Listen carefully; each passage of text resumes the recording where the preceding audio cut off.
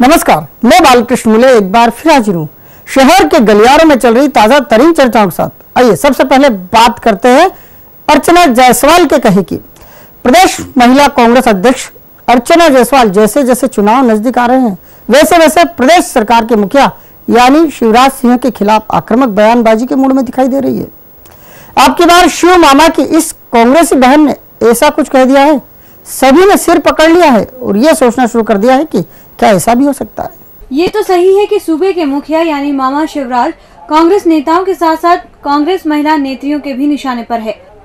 अब प्रदेश महिला कांग्रेस अध्यक्ष यानी अर्चना जायसवाल के बयान पर नजर दौड़ाएं तो पता चलता है कि वो ये कहना चाहती हैं कि जब से मुख्यमंत्री शिवराज सिंह चौहान ने बच्चियों को गोद में उठाकर फोटो खिंचवाना शुरू किया है तभी से मासूमों के साथ बलात्कार की घटनाएं बढ़ रही है। अर्चना मैडम अपनी बात तो कह गई, लेकिन किसी को उनके इस कहे पर विश्वास ही नहीं हो रहा है। मैडम की कही बात जो भी सुन रहा है वो केवल सिर खुजा रहा है। वो समझ ही नहीं पा रहा है कि बढ़ती घटनाओं और मुखिया जी के बच्चियों को गोद में उठाकर फोटो खिंचवाने के बीच आखिर क्या संबंध है। अब जब से शिव मामा की कांग्रेसी बहन यानी अर्चना जायसवाल के मुख से शिव विरोधी ये बयान आया है तभी से सभी हैरान हैं। कह रहे हैं मैडम ये बात सही है, आप सक्रिय है, जहाँ जहाँ पीड़िताएं होती है वहाँ वहाँ जाकर उनके आंसू पहुँचती है, लेकिन आपका दिया ये बयान कुछ समझ नहीं आया। ऐसे में कुछ बयान और बनाओ, उनकी समय सारणी भी तय करो, कब कौन सी बात करना है ये सोचो, विचारो और आगे बढ़ो। लेकिन ऐसी बात न करो जिसका कोई मतलब ही ना निकल पाए और बात खाली ही चली जाए। कांग्रेस और बीजेपी के बीच इस बार कांटे की टक्कर है या नहीं, ये बात तो आने वाला वक्त ही बता पाएगा। लेकिन कांग्रेस पार्टी इस बार अपने विधायकों की संख्या बढ़ाने के लिए क्या सांसदों को भी विधानसभा चुनाव में उतारेगी, इस बात को लेकर जरूर कांग्रेसी गलियारों में चर्चा शुरू हो गई है। पार्टी का इशारा उन अजय योद्धाओं की ओर है जिन्हें सांसद सज्जन सिंह वर्मा और गुड्डू भिया कहते हैं। यदि कांग्रेसी टीओ से आ रही ये सुरसुरी सही साबित हुई तो इन दोनों नेताओं के अलावा भी कुछ और सांसद विधानसभा चुनाव में मैदान में दिखाई देंगे।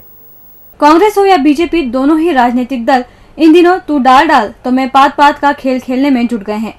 कांग्रेस को जहां कुछ चुनावी सर्वों ने उत्साह में ला दिया है, वहीं बीजेपी को भी लगता है कि वो आने वाले दिनों में अपनी स्थिति को और अधिक मजबूती देने में कामयाब हो जाएगी। प्रारंभिक सर्वे में कई मंत्रियों के साथ साथ करीब 4 दर्जन मौजूदा भाजपा विधायकों को अपने अपने क्षेत्र में पसीना बहाना है, जब कहीं जाकर वो रूठों को मना पाएंगे।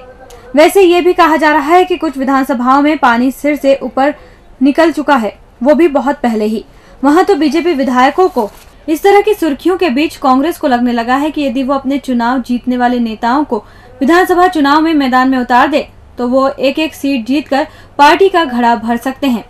पार्टी उन नेताओं को चुनाव मैदान में उतारने का मन बनाने का विचार कर रही है जो लंबे समय से चुनाव लड़ते लड़ते अब अजय योद्धा की भूमिका में आ चुके हैं और फिलहाल अलग अलग संसदीय क्षेत्रों की नुमाइंदगी कर रहे हैं। ऐसा हुआ तो देवास शाजापुर संसदीय क्षेत्र के सांसद सज्जन सिंह वर्मा और उज्जैनी के सांसद प्रेमचंद गुड्डू को भी विधानसभा चुनाव में उतार पार्टी अपने विधायकों की संख्या बढ़ा सकती है।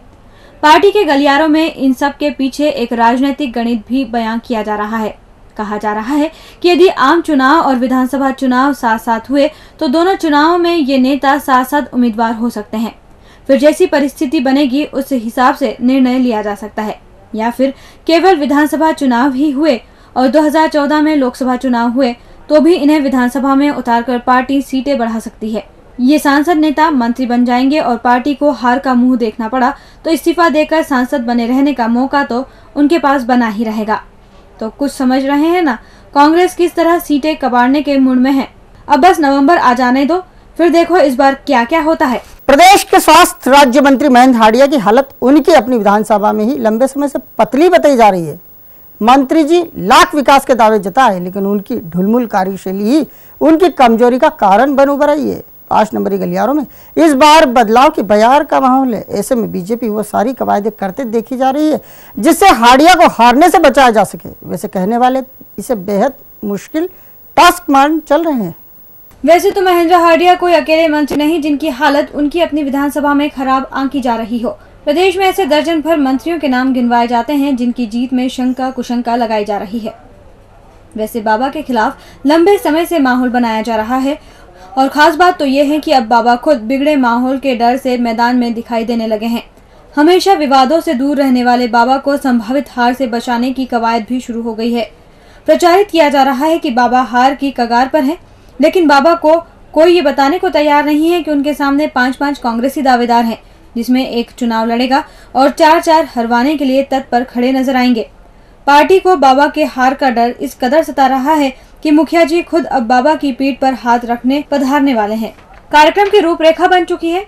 1000 युवाओं को कर्ज के चेक बांटे जाएंगे, कई विकास कार्यों का लोकार्पण होगा तो कई का शिलान्यास कर बाबा के हाथ चुनावी साल में मजबूत किए जाएंगे। बाबा के फेवर में एक बात जरूर सुर्खियों में है कि बाबा के लिए खुद शिव माहौल बनाते दिखाई देंगे। वैसे भी शहर के गलियारों में पार्टी से ज्यादा शिवराज सिंह को मजबूत माना जाता है, इसलिए करोड़ों के विकास की गंगा बहाकर बाबा की नैया पार करवाने की इबारत लिखी जाएगी। अब बाबा के चाहने वाले बोल रहे हैं कि बाबा तुसी न डरो, शिव है। और अंत में बात करते बीजेपी प्रादेशिक संगठन की। बीजेपी का प्रादेशिक संगठन भले ये कहे कि इंदौर में नगर अध्यक्ष को लेकर कोई विवाद नहीं, लेकिन बचे हुए दर्जनबंद जिला अध्यक्षों में से आधा दर्जन अध्यक्षों की घोषणा में भी इंदौर के नाम को रोक लेना इस बात को जगजाहिर करता है। नगर अध्यक्ष के नाम को लेकर जबरदस्त घमासान है।